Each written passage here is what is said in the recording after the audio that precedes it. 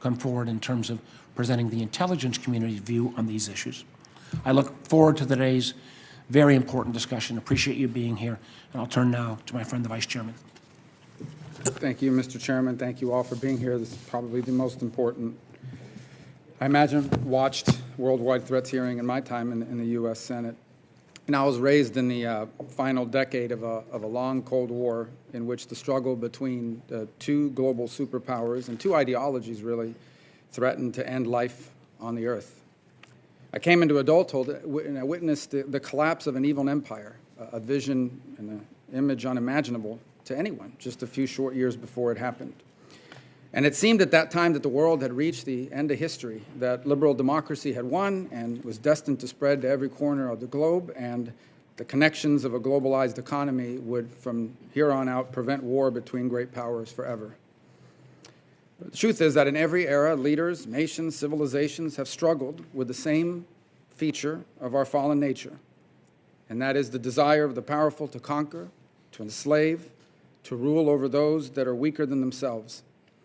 Western civilization in general, our nation, the United States of America in particular, embraced moral principles that stigmatize this part of our nature, and we created rules and institutions both at home and around the world to control it.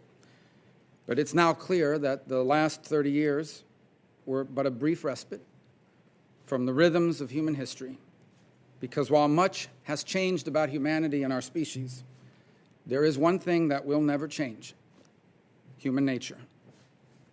Putin's invasion of Ukraine has especially horrified the Western world because we had grown accustomed to war and brutality being what happens in other regions, troubled regions, far away, or the stuff of grainy black and white videos.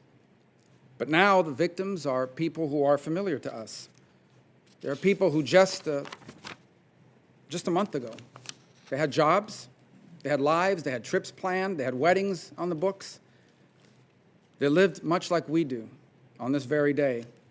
And then overnight, they have no home to return to, no job to resume, and we see the images of wives and children board buses and trains and unsure if they will ever see their husband or father alive again. This man's barbarism is a shocking opening chapter in the return of history. And now we must prepare ourselves for this new era, for frankly greater dangers lie ahead. Vladimir Putin's claim is both meritless but familiar, that his is a powerful country and therefore he has the right to make vassals of his neighbors. But it is not his claim alone. In the Middle East, Iran considers the Ayatollah to be the leader of the entire Muslim world, Shia and Sunni alike, and it seeks an arc of power extending to Lebanon, to Syria, Iraq, and eventually Bahrain, and it seeks the weapons to gain them immunity from the world to do anything about it. And in the Far East, we find the most audacious and consequential claim of all, an assertive China which believes that all roads must one day lead to Beijing, and that their smaller neighbors must accept their place in the world as tributary states. Standing in the way of this axis of totalitarianism is an imperfect, yet very powerful, living rejection of their claims: the United States of America. We face no shortages of challenges here at home. We're divided over issues that range from the consequential to, frankly, the trivial. But we cannot avoid the fork before us now. We will either awaken from complacency, build our national strength, and confront this century's version of authoritarianism, where it will one day come for us, and the world will enter a new dark age. In this new conflict, the agencies each of you have been entrusted to lead will play a role more pivotal than ever.